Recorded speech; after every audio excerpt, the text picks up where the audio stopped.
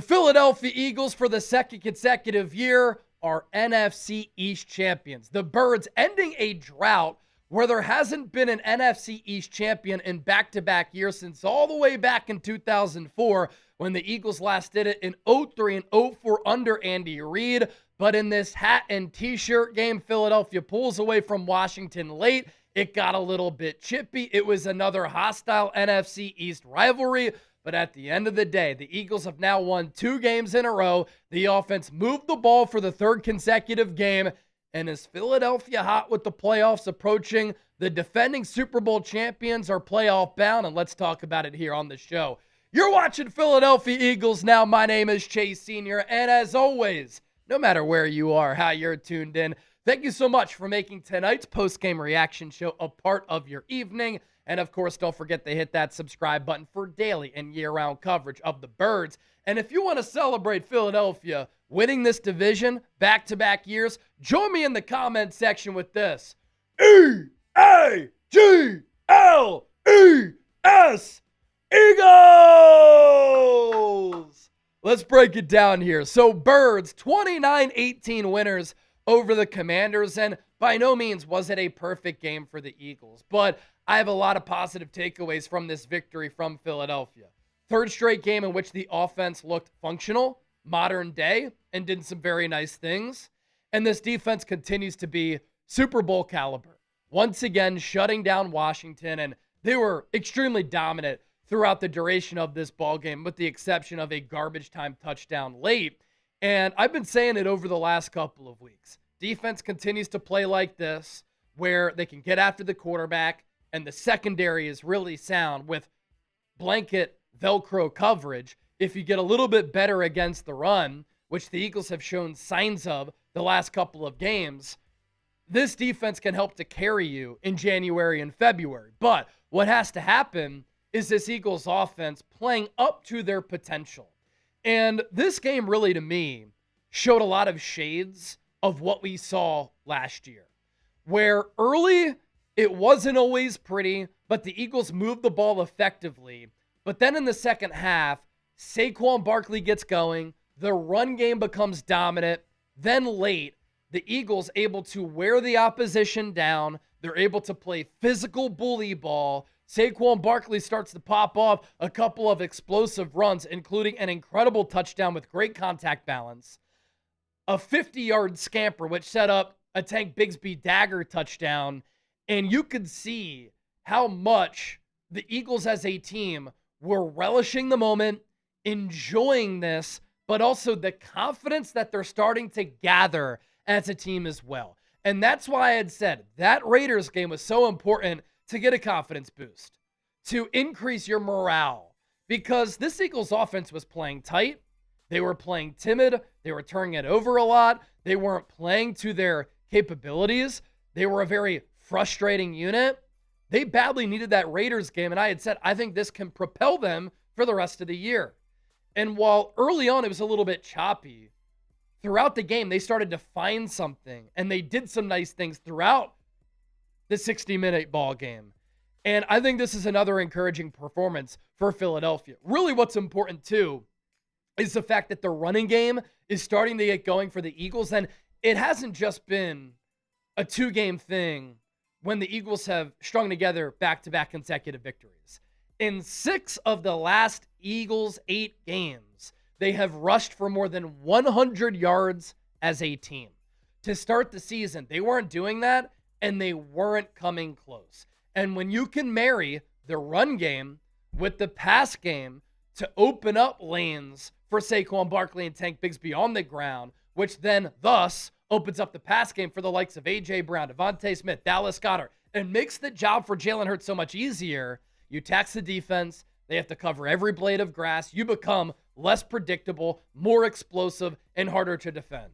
What a game for Saquon Barkley once again here tonight against Washington.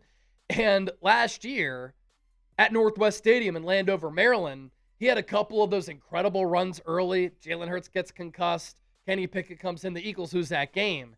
In this game, the identity of the Eagles very reminiscent of last year when they pick up some chunks on the ground. 4 yards here, 5 yards there. And then late, they snatch the soul from the opponent, and that's when they start to matriculate downfield in an explosive manner, and they start to accumulate some of those explosive runs.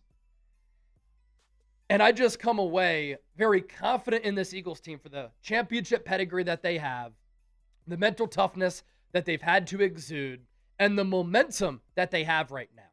And then, of course, Tank Bigsby with another really solid game. I like how Kevin Patullo got him mixed in. The quarterback, after a 5-turnover game against the Chargers in primetime a couple of weeks ago, the last 2 games, has played very efficient, and he's made some really nice throws and plays. And from a concept standpoint, play design, play calling, scheme, the Eagles really have made the necessary adjustments. They have adapted. They have evolved. They've gotten more creative. They've gotten more modern day. And the Eagles needed to do that because that's when they can become their best as an offensive collective unit. Hurts tonight, 22 of 30, 185 yards, 2 touchdowns and no picks, a quarterback rating of 111.1. And also for the second consecutive game, when he needed to, he made some really crucial plays with his feet and with his legs. That's also when he as an individual is at his best, and when this offense is at its most dangerous. When Jalen Hurts is truly a dual threat quarterback.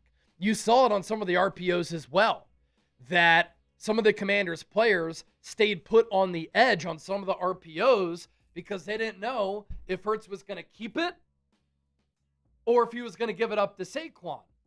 And that led to some nice Saquon runs. Then it led to some nice fakes where Hurts can roll to his right, throw it into the flat, develop a pass play downfield. And even though this Eagles offense has been so frustrating to watch this year, A.J. Brown, with, I believe, 95 yards receiving tonight, is closing in on 1,000 yards. And Saquon Barkley, for as frustrating of a season as he's had, he entered tonight with 940 rushing yards. He's now over 1,000 for the season. Devontae Smith also has a chance alongside A.J. Brown to go over 1,000 yards this year. Dallas Goedert scored a touchdown tonight on a beautiful play by Hurts, where on a 3rd and goal from the 15-yard line, he senses the pocket breaking down. He steps up, maneuvers to his right, and throws a great strike to Goedert. Put it in a spot where only Goedert could get it. And Goedert now has 10 touchdowns on the year. A career high for him.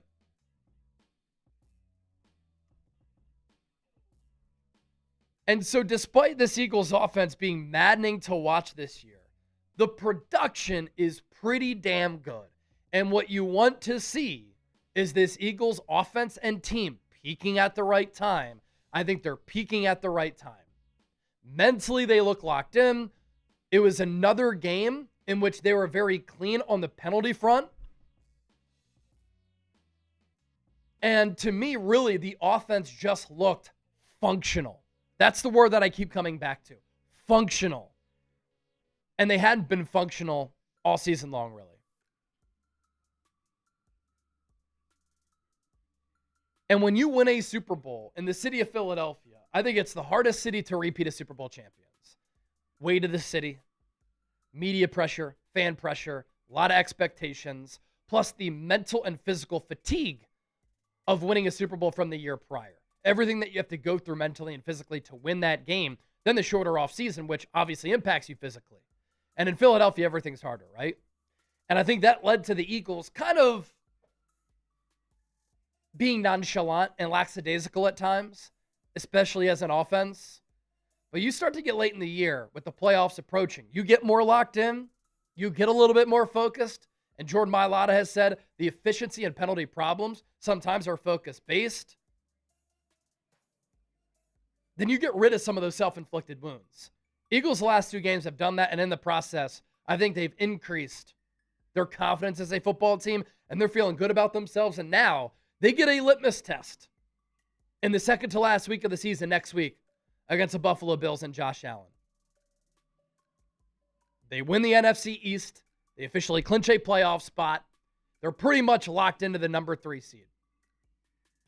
More to get to here with our postgame show coming up just around the corner. Let me tell you about this huge sale. Thanks to our friends at Fanatics. It's the holiday season. Christmas coming up on Thursday.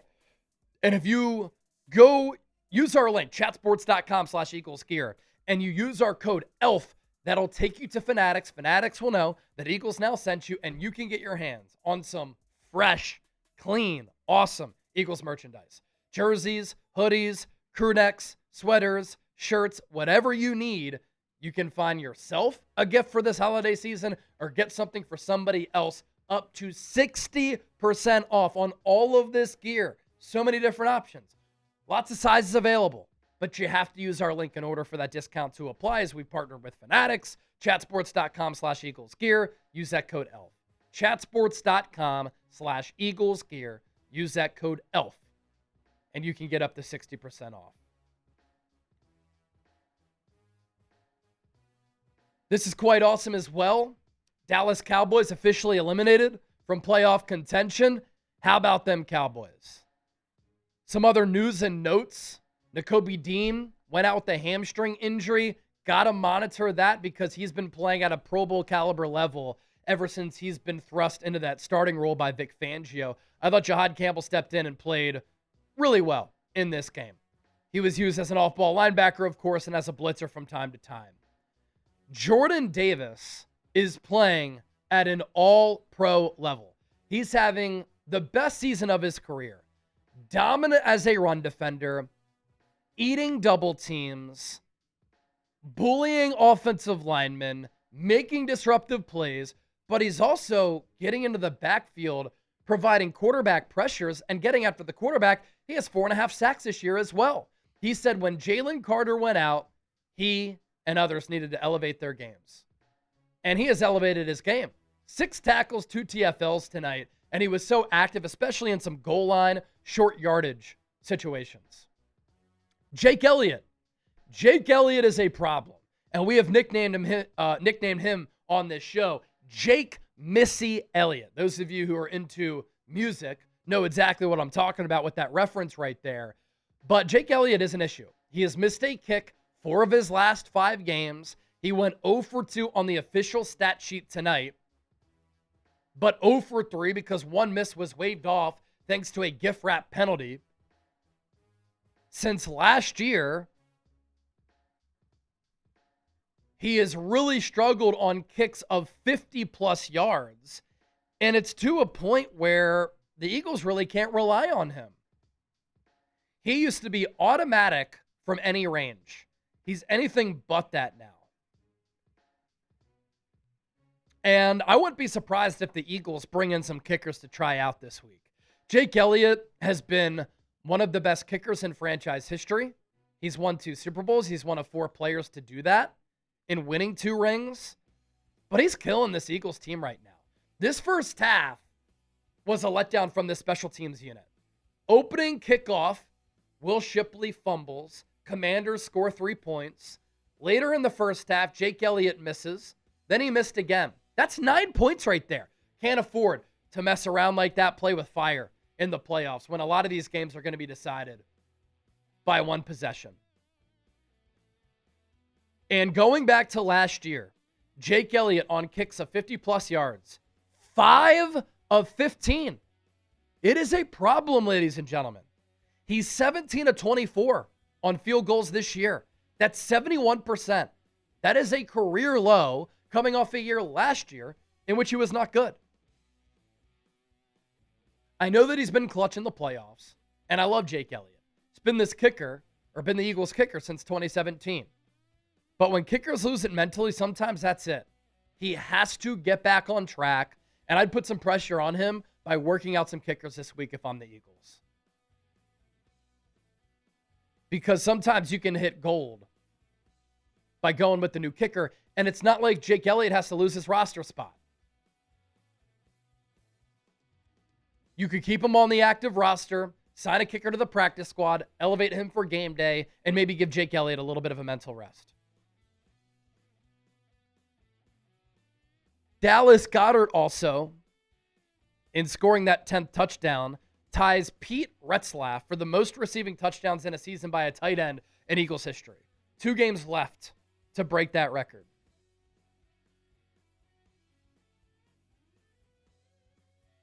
Eagles execs walking into the locker room with NFC East championship hats and shirts. Hurts saying after the game, definitely something that was on our minds, winning the NFC East. As for the hat and t-shirt, he said, I'll hang it up somewhere.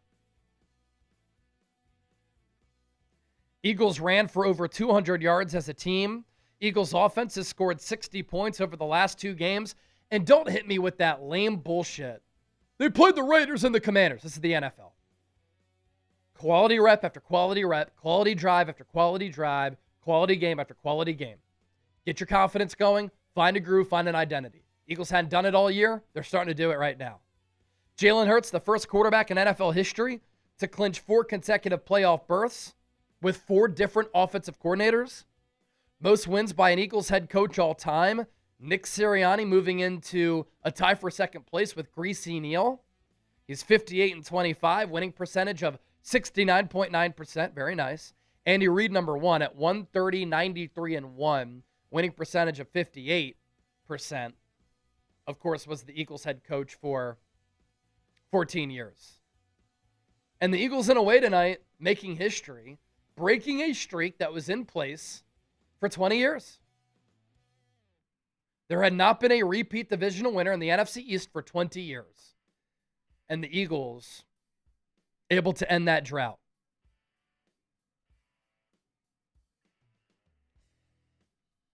And really, since the turn of this century, the Eagles have completely dominated the NFC East.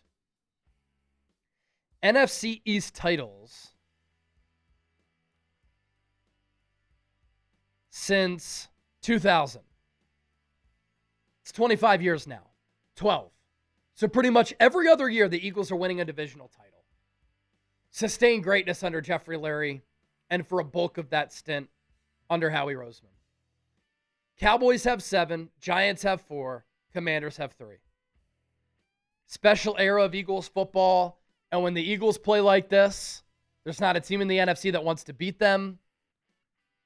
And when they play like this, you can consider them the team to beat in the NFC East.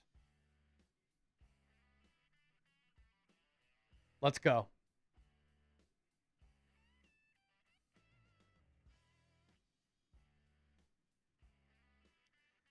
There was a brawl in this game as well after the Tank Bigsby touchdown and Saquon Barkley 2-point conversion where 3 players were ejected.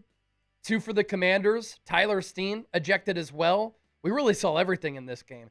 At one point, he took on like 6 or 7 different Commanders players. And after the game, he dapped up Howie Roseman. Love the toughness. Love that he stood up for his teammates. And I like the bitter rivalry and the intensity that we saw in this game. And the Eagles come out on top. Washington, don't fuck with Philly. Don't forget to hit that subscribe button. We're bringing you the heat every single day, live on Philadelphia Eagles Now. Recorded videos on Eagles Now, long-form content, short-form content. And don't forget to give me a follow on all my social media pages at Chase_Senior. Birds are NFC East champs, playoff bound. Let's go.